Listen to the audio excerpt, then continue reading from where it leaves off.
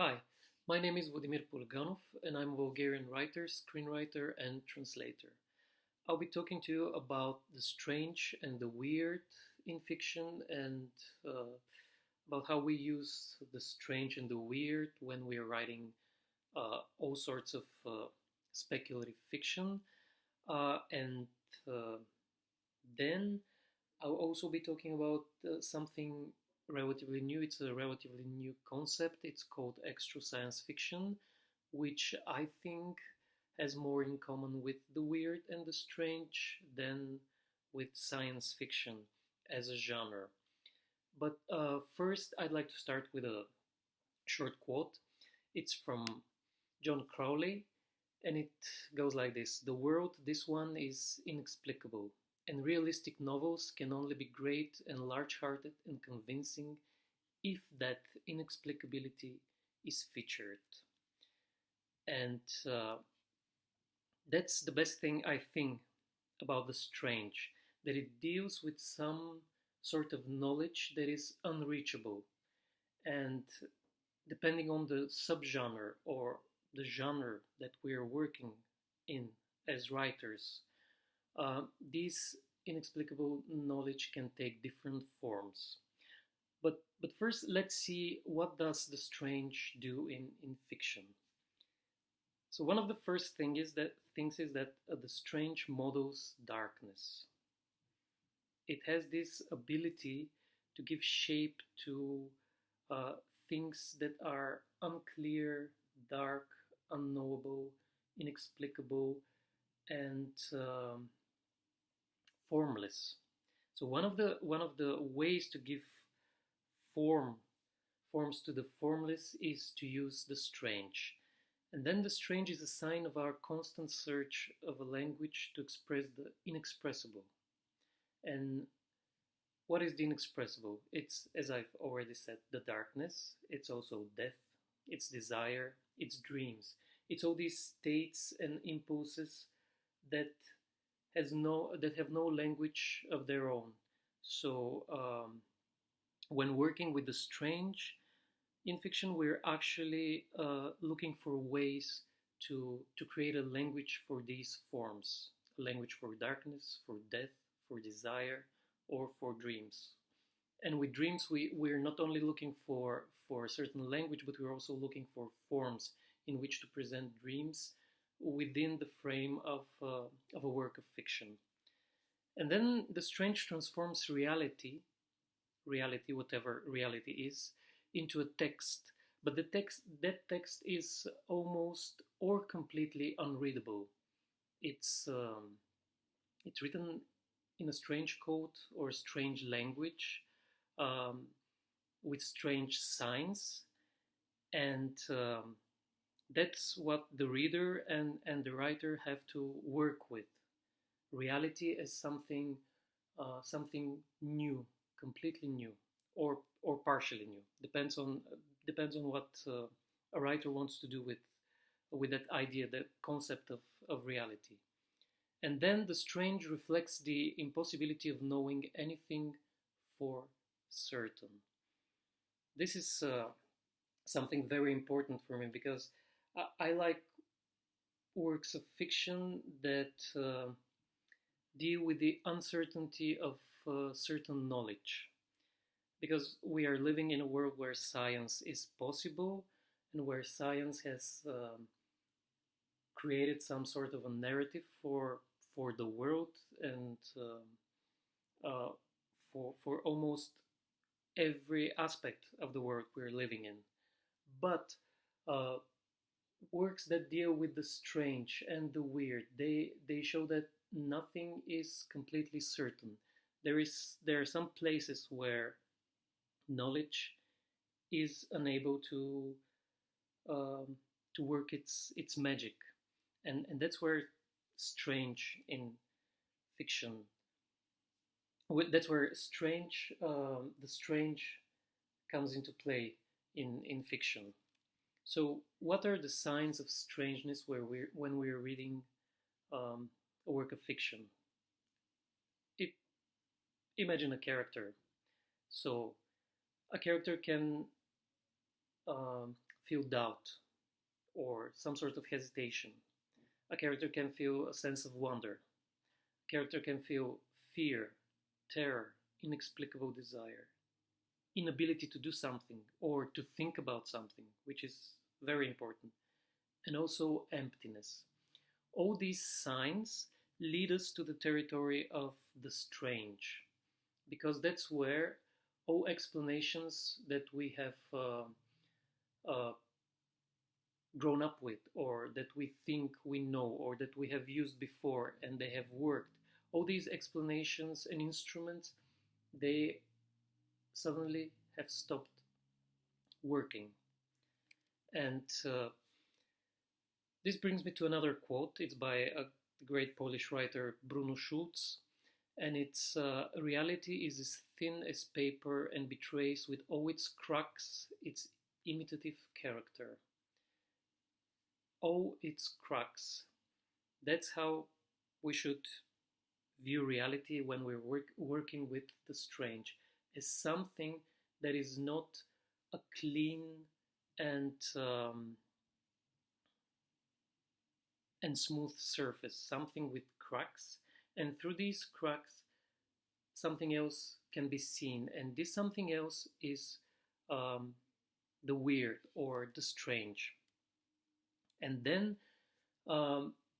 when we've realized this as writers, there are two possible directions to work with the strange. First is to transform the unfamiliar into something familiar, and then the other is to transform the familiar into something that is unfamiliar. So, what would be an example of the first, transforming the unfamiliar into familiar? Let's read this quote. It's the beginning of a novel by T.J. Bass. In the year of Olga, 2349, Moon and Dawn returned to Rocky Top Mountain, edentulous and withered with years. They sought refuge above the 10,000-foot level where the big ES couldn't reach. In this, the third millennium, Earth was avocado and peaceful. Avocado because all land photosynthesized, and peaceful because mankind was evolving into the four-toed Nebish, the complacent hive citizen. So we have all these strange words that are markers of, let's say, time in the year of Olga, 2349. And then we have this strange thing that is called the big ES, that is supposedly controlling every living creature on this future Earth. And then we see that everything on that future Earth uses photosynthesis, and everything is peaceful, and mankind is evolving into something completely different. So here we have an example where we start with all these strange ideas, but we are focusing them and using them to create something familiar, and that something familiar is the image of a man, a future man. And then there's another quote: how the familiar becomes unfamiliar. And it's from Stefan Grabinski, another great Polish writer, and from his short story The Shadow. Soon I became convinced that the ominous picture on the screen was created by shadows thrown off from various objects in the room. There were not many, anyway. Near the table, to the left of the window, stood a hefty oak cupboard. This piece was too large in comparison to the room, so that squeezed into the corner, its upper wing reached a little beyond the window. On its top, ornamented with jumbled patterns, were several old candlesticks and an object of glued-together cardboard that appeared to have been tipped over to its side from some projectile. Close to the cupboard, a bronze spider hung from the ceiling, apparently a relic of better days or a costly memento strangely inharmonious with the surroundings. One of its damaged legs had almost fallen off, secured only to the other end of the trunk, like a hand with convulsively extended fingers that is separated from the chest.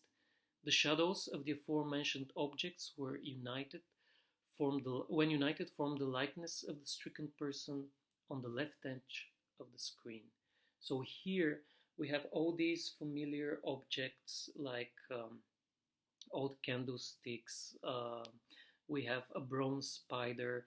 These inanimate objects that we can find in almost every old house, but put together and lit by a certain light in a certain moment, they and united, they form the likeness of the stricken person on the left edge of the screen.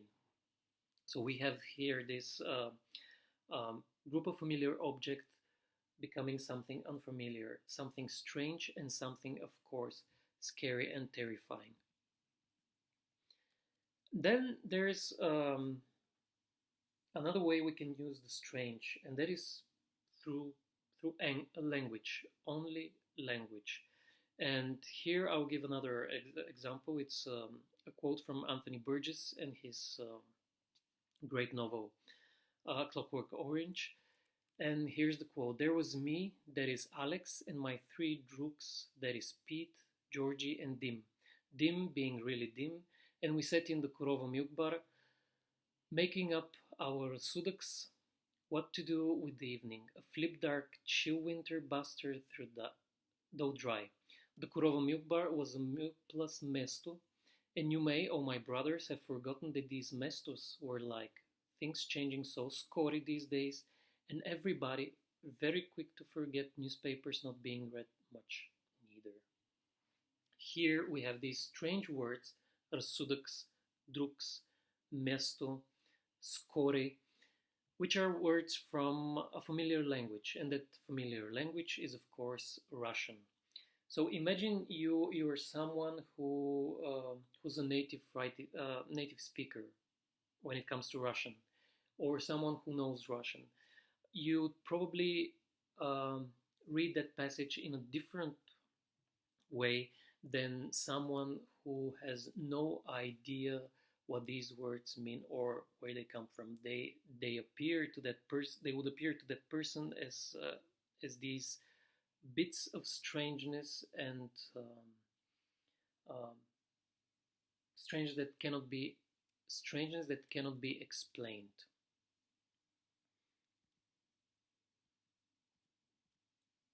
So next is all these things we can use in fiction that convey the strangeness of the day, the strangeness of the everyday.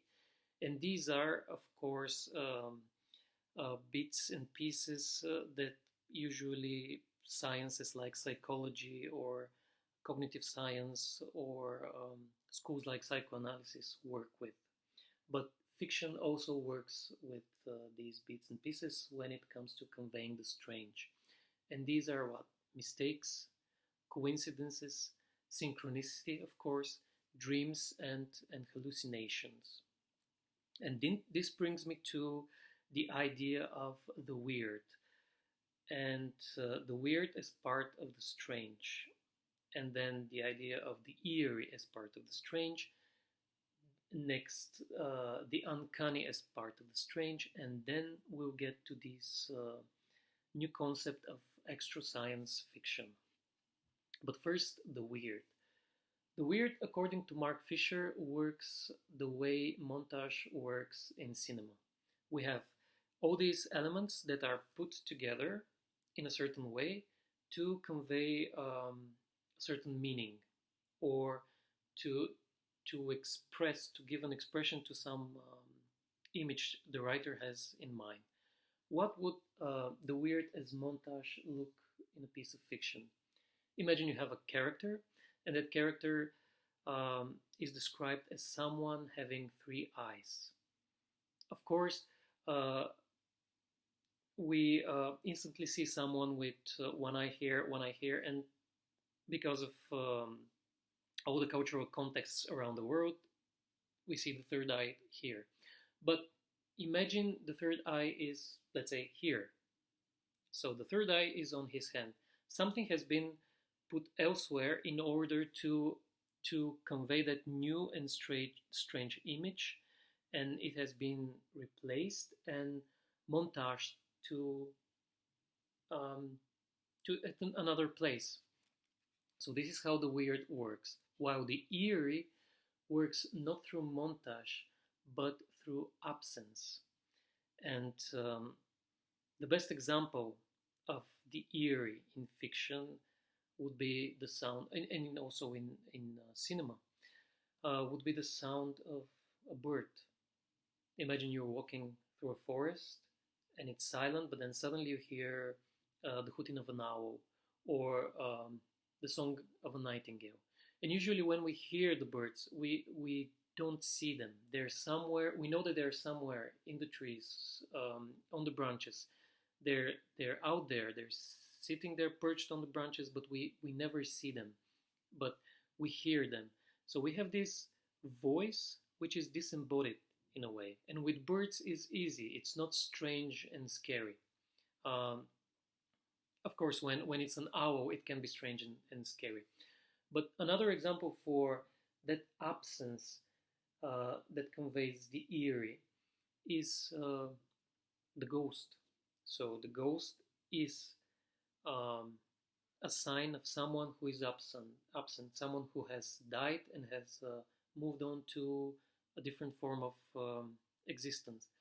And that's why strange fiction usually works with ghosts. But realistic fiction also can work with the strange using this form of the strange called the eerie, and that is through memory. Because memory is the ghost of something that has happened in the past. We cannot go every time we remember something. We cannot go to that certain and specific place that has made the memory possible.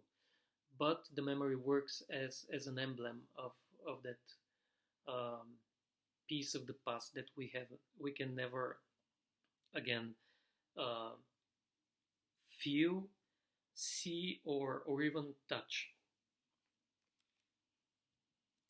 And then there's the uncanny, probably the most famous and well-known aspect of the strange. The uncanny, of course, is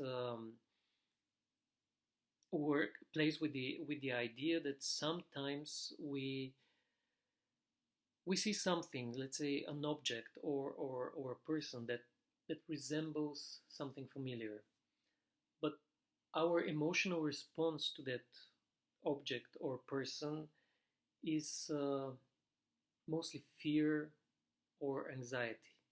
And that's because we know on some level that that object or person only resemble the original thing, only resemble the real thing, but they are something else. They are created to imitate the real thing or to work instead of it. And usually in fiction, they work instead of the real thing in directions that are closer um, to what we consider as evil, scary, or strange. So the uncanny works with all these images that are doubles, dolls, mannequins, and in science fiction, these are the clones.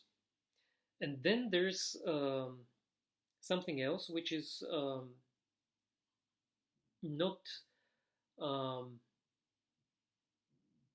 not a typical element of strange fiction like the weird, the eerie, or um, the uncanny, and something that all kinds of literature, all genres use. And but I think it's very important because it's something that we as writers of the strange can work with successfully, especially when we want to work with images and to make let's say familiar images work in different unfamiliar or unexpected ways.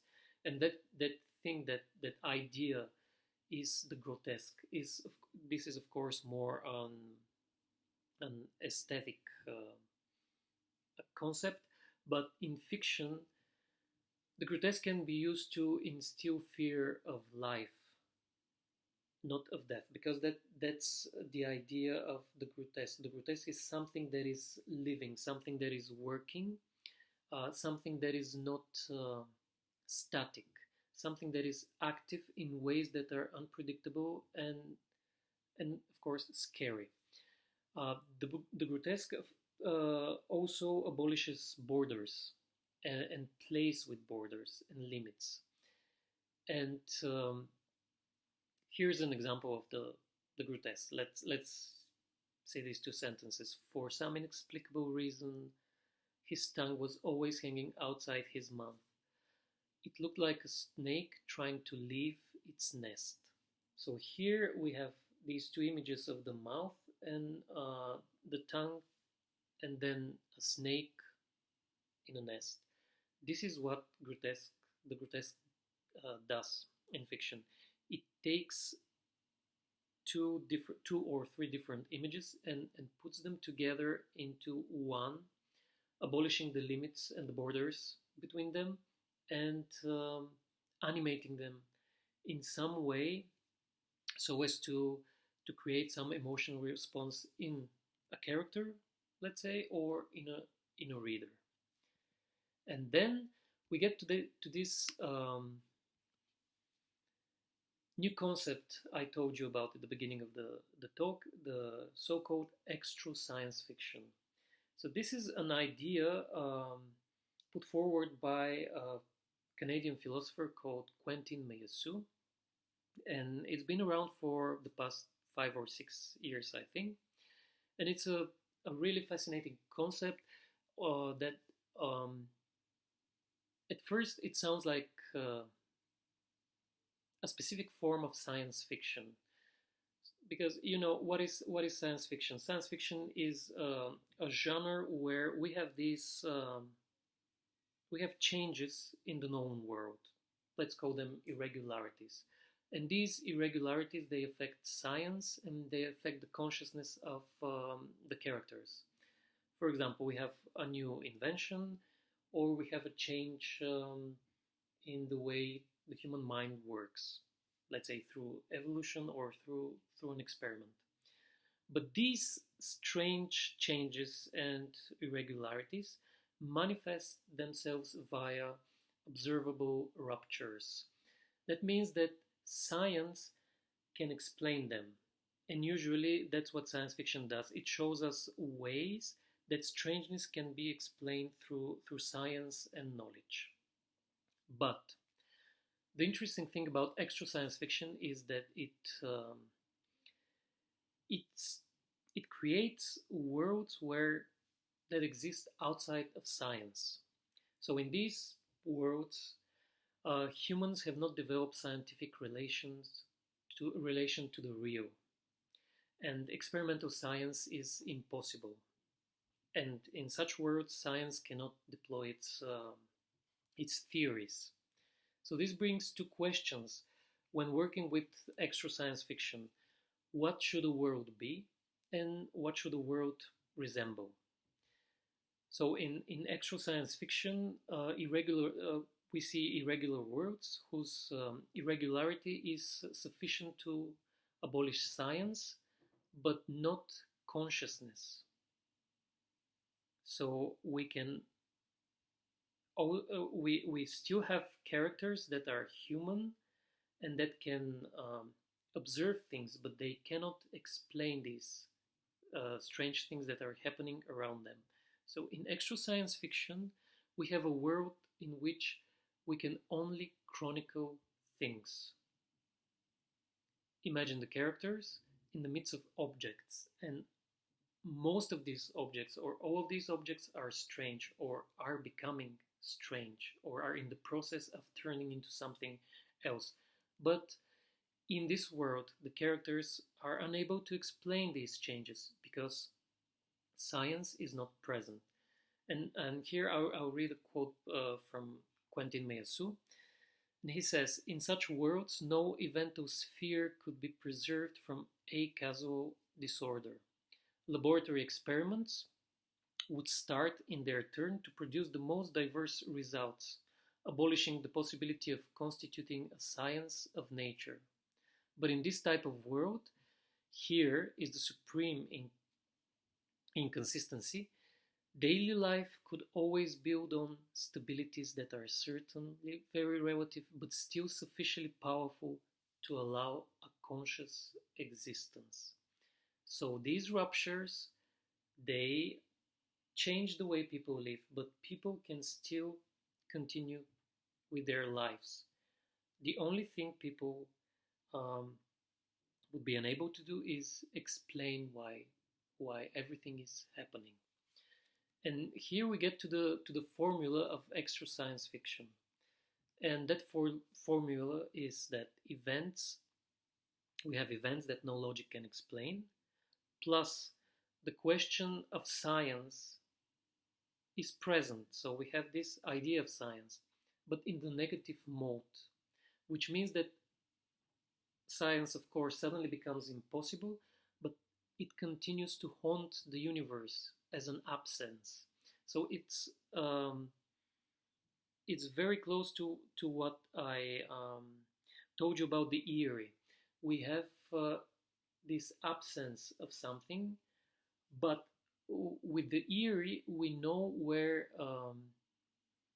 the object or the subject is. So we know that the bird, which is absent, which is absent from, we cannot see it, but it's probably in the trees. It's in the branches, hidden somewhere. Or when we read about a ghost in fiction, we know that the ghost signs the absence of some dead person, and that person has existed before. But here we have only the idea of something that could possibly um, be working, but it's not, because it's somewhere else, and we don't know where that somewhere else is. So it's science in extra science fiction is a very specific type of ghost, and it's not even a ghost. It's an idea that exists beyond some some boundary, but that boundary is uncrossable by humans, or by the human mind. And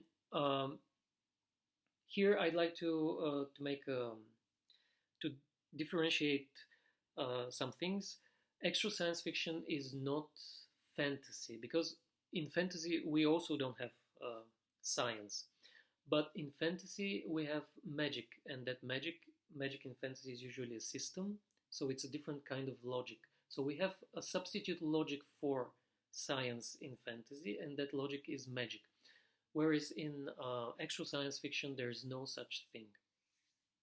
And I'd like to give you some examples of novels that could be considered, and stories that could be considered extra science fiction. And Quentin Meillassoux says that there is no perfect extra science fictional novel.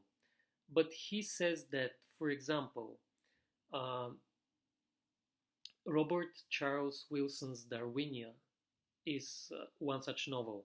And in that novel, we have a strange event that transforms Europe, the entire continent, into something new. It's a continent where nature and laws of nature are uh, different, and they cannot be explained through Darwinian science. They cannot be explained through the ideas of evolution.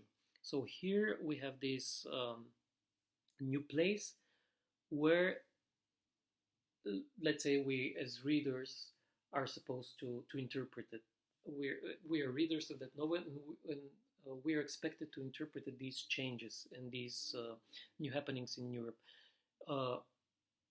We can explain the rest of the world, but not Europe. And Europe becomes a territory of extra science fiction. Another example is, and it's a very popular one, it's The Hitchhiker's Guide to the Universe. And it's a novel where we have chain of absurdities. Every event is stranger and stranger than the previous one. And we have this abundance of absurdities, and they cannot be explained, and no one is looking for explanation. And it seems like no explanation is needed because it would be futile, it would lead to nowhere. Uh, if you try to explain things, you get nowhere. And another example is Philip K. Dick's novel Ubik, which has this world where objects are reverting to their previous conditions. So we have characters who, let's say, leave town in a car that has been made in the year 1992, but then reach their next destination in a car that's been made in the year 1952. So every object is getting old, but it's not getting simply getting old.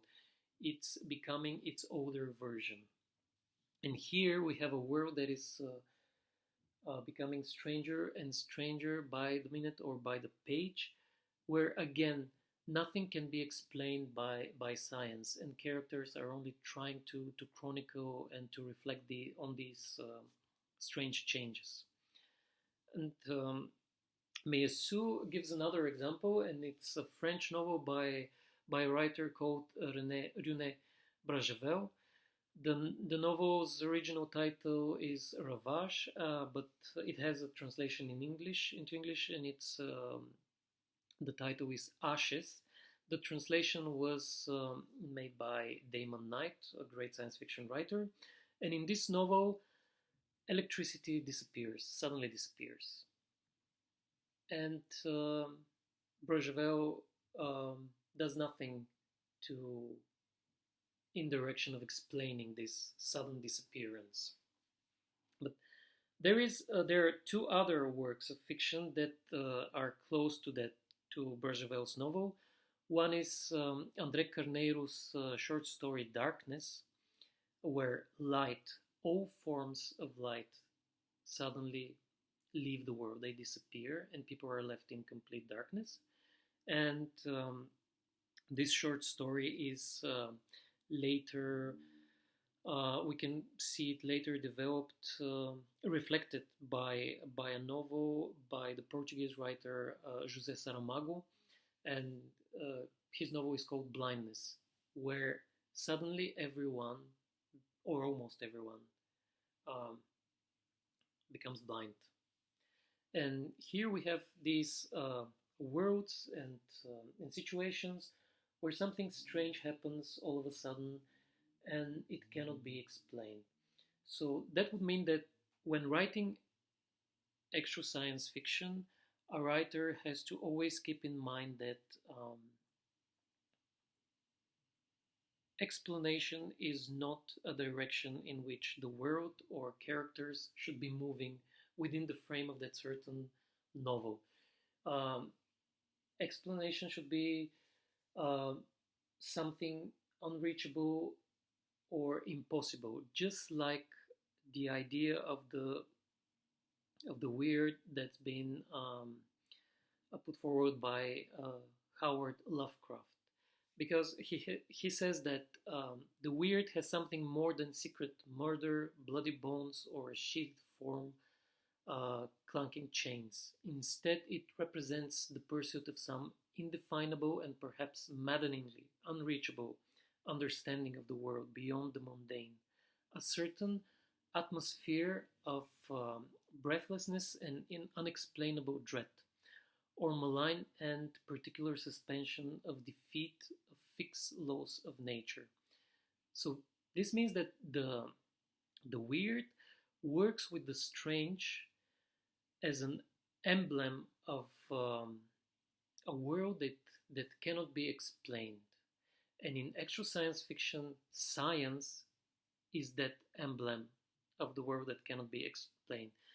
So in a way, extra science fiction is probably, there is something for the literary critics and philosophers of the genre to find out. But probably extra science fiction is the science fictional version of the strange, because we have science uh, that that is not a set of instruments that can explain the world, but science as a sort of a specter haunting the world. And it remains a possibility, but it's never an actuality. In actual science fiction, we never see science changing the world or explaining the world.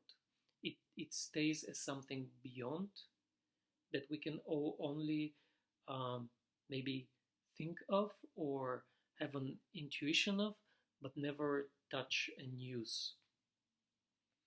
And science, in the weird, of course, science uh, can perform its rituals. We have these, like for example, Howard Lovecraft has many stories where we have a scientist, usually a mad scientist, and he can perform the ritual of science, the gestures, but they're not enough, because something else uh, is needed to reach that explanation of the world, for the world. And in extra science fiction, things are in a way reversed. Science is that unreachable knowledge. So imagine a person who who acts like a scientist, but without getting in touch with science. It would be certainly a strange performance. So this brings me to the final part of this talk, and it's characters. What would a character in an extra science fiction story or novel do? Of course, I've already said that the characters in such story would only be able to chronicle things, not try to explain them. They would never be looking for answers because that's scientific. They they may wonder, and they may feel strange or scared, or they may feel some sort of pleasure, but they will never try to understand that pleasure. And sometimes they could realize that the disaster that has stricken the world, this rupture that has changed their world, is actually something they agree with, something they feel close to or understand on some deeper and probably unconscious level. And we can find such characters in the novels of the British writer J.G. Ballard. For example, in his novel High Rise, or The Crystal World, or The Drowned World, where some inexplicable disaster has changed the world. For example, in The Crystal World, we have something that is slowly changing all living matter into crystals, into a different form of existence and being. But his characters are only moving through the world, trying to come to terms with the fact that this landscape on the outside is actually a mirror of what is inside them. And another and final great, I think, great example for what is most certainly strange fiction and weird fiction, but what I think could work as extra science fiction, um, and it's an American novel from 1974. It's called Dahlgren by Samuel R. Delany, and it's a novel where we have this city in America where disaster has changed everything, and we see two moons on the sky, and someday we see a building that is burning, and on the next day it looks untouched and nothing has changed.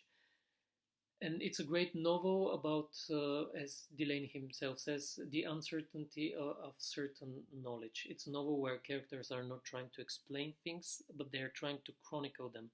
And the main character in that novel is literally trying to chronicle things uh, by writing in his journal. So this is that's in a nutshell um, my attempt to first to talk about the strange in fiction, which is of course a huge topic. It's a great territory, and it I would need hours and hours to expand on that. But I wanted mostly um, to see how that new idea in philosophy, the idea of about uh, extra science fiction, could and would work um, as a, let's say, a genre novel or a story. And probably we'll see in the coming years more examples of that genre, or it could also um, remain as something abstract and something only philosophers think about. But I think it's fascinating to think of science not as something clear and working, but as something vague and strange and untouchable. Science as something that is part of a world that is not ours. And imagine living with such knowledge or with such intuition that you can explain things. You could explain things if you could uh, just cross a line and jump into a different world.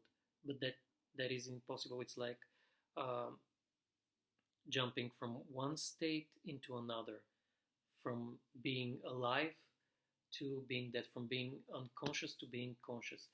And I find that extremely fascinating, and I hope that this talk was interesting for you and not confusing. Although confusion, I think is great for writers who are attempting to write strange fiction or science fiction or even fantasy. So thank you all for listening to me and for taking your time to hear my confused and jumbled thoughts. Thank you.